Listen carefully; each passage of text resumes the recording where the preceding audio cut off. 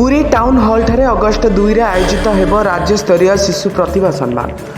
ओडिशार प्रथम शिशु मानक पाई उद्दिष्ट संवाद भित्तिक खबर कागज शिशु समाचार अष्टादश स्व नक्षत्र अवसर में आयोजित होगाकू जाउछि राज्यस्तरीय शिशु प्रतिभा महोत्सव 2025। अगस्ट 2 रे आयोजित होगाकू एही महोत्सव पाई रविवार दिन पुरी बड़दाण्ड स्थित भक्त सालवेग सम्मेलन कक्ष ठारे शिशु प्रतिभा सम्मान महोत्सव कमिटी तरफ एक प्रस्तुति बैठक आयोजित हो जाइछि। उत्सव कमिटी अध्यक्ष श्री सिद्धार्थ राय अध्यक्षतार यह बैठक आयोजित होता बेले राज्यर विभिन्न प्रांतरू प्राय 600 ऊर्ध्व प्रतियोगी भाग नेबे बोली शिशु समाचार संपादक सुकांत पंडा सूचना देते।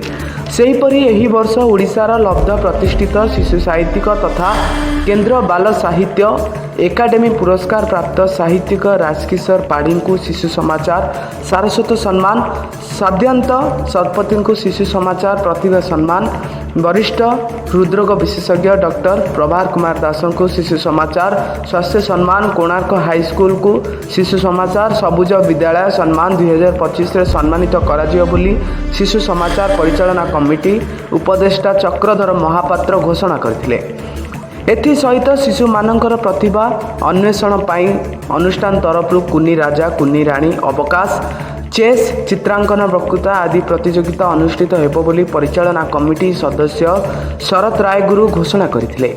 अगस्ट 2 तारिख दिन पुरी टाउन हॉल ठारे आयोजित हेबको थिबा एही उत्सव को सुचारू रूपे संपादन करिया पई उत्सव कमिटी अध्यक्ष विजय कृष्ण ब्रह्मा समस्तक सहयोग कामना करथिले। परिचालना कमिटी सदस्य शिव सुंदर मिश्र धन्यवाद अर्पण करथिले। बैठक को शिशु समाचार परिचालना कमिटी और महोत्सव कमिटी सदस्य माने परिचालना करथिले। पुरीरू डॉक्टर मनोज कुमार बड़े सिंह रिपोर्ट जागरा 24 न्यूज। मो सुकांत पंडा संपादक शिशु समाचार। आज आप शिशु समाचार उपदेष्टा मंडली परिचालना कमिटी और उत्सव कमिटी मिलित भाव में आम भक्त सालवेग एक बैठक आलोचना करूँ। आलोचन शिशु समाचार अगस्ट 2 शनिवार दिन कार्यक्रम किपरि सफल हम से संबंध में आज आलोचना रखा एसहित आमर बचर उन्मोचन अच्छी यही अवसर में आम ओडिशार लब्ध प्रतिष्ठित शिशु साहित्यिक राजकिशोर पाढ़ी को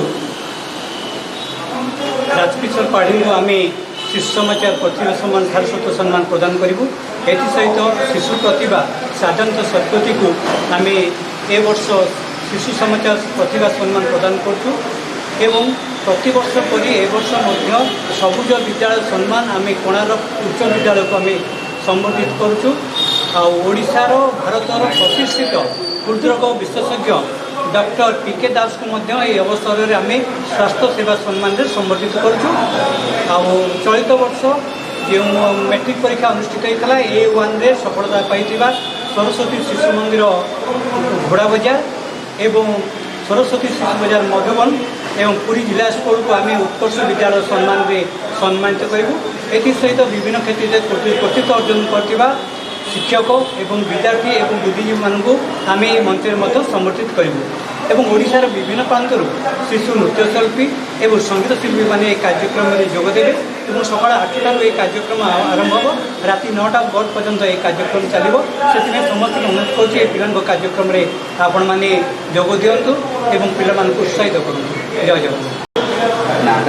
सिद्धार्थ राय अध्यक्ष शिशु उत्सव कमिटी अध्यक्ष रही। ए वर्ष आम अगस्ट 2 तारिख दिन टाउन हॉल ठारे फेस्टिवल को आयोजन करुँ। प्रति वर्ष जमी आयोजन करूँ। ए वर्ष विशेष कथा हूँ 18 वर्ष में आम पहुँचीचु और पाखापाखि आम 600 पार्टिसिपेंट्स ए वर्ष आशा करूँ। यह बड़ कार्यक्रम राज्यस्तरीय कार्यक्रम जो मैंने राज्य बाहर रही से अनुरोध करुँ सहित उपस्थित रही और एथिरे आम बहुत गुड़ाक प्रतिभा मानक सम्मानित कर कार्यक्रम ए वर्ष रही और पाखापाखि आम बजेट रही 3 लाख टका। आम आशा करूँ समस्त सहजरे कार्यक्रम खूब सुंदर भाव।